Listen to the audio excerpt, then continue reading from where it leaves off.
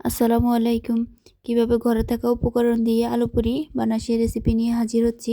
পরিমাণ মতো আটা, হাফ চামচ বেকিং পাউডার, স্বাদ অনুযায়ী লবণ, এগুলোকে মিক্স করতে হবে। এরপর একটু তেল দেওয়া শেষ হলে এগুলোকে ভালো করে মিক্স করতে হবে। এরপর পানি দিয়ে মিক্স করে ডোটা করে নিতে হবে। ডোটা এক পাশে রেখে দেওয়া হবে। পেঁয়াজ, ধনেপাতা, মরিচ এগুলো কুচিয়ে নিয়েছি। এখন এগুলো সিদ্ধ আলুর সাথে মিক্স করতে হবে। এগুলোকে ভালো করে লবণ স্বাদ অনুযায়ী লবণ দিতে হবে। এরপর মশলা দিয়ে দিতে হবে। এই মশলা না থাকলে আপনারা ম্যাগি মশলা দিতে পারেন।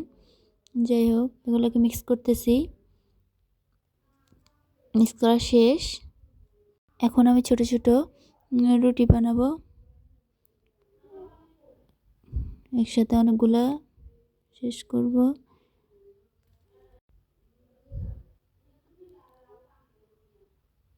এখন ভিতরে আলু দিয়ে মোমোর শেপটা দিয়ে দিতে হবে। মোমোর শেপটা দিয়ে আলতো হাতে হাতে এগুলাকে চ্যাপটা করতে হবে। এভাবে সবগুলা বানিয়ে নিচ্ছি।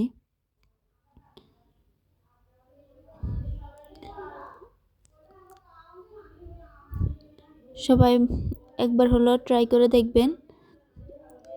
খুব সহজ এবং ঘরে থাকা উপকরণ দিয়ে বানানো হয়েছে, আর খেতে অনেক মজা। যাই হোক, আমার কাছে অনেক ভালো লাগছে খেয়ে।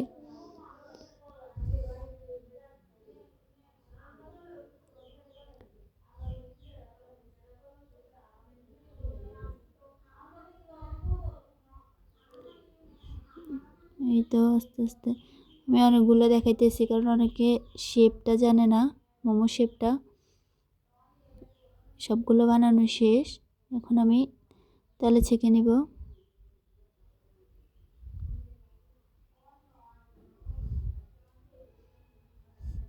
চুলা একটু লো করে দিতে হবে, তাহলে ভিতরে এটা হয়ে গেছে। শেষ।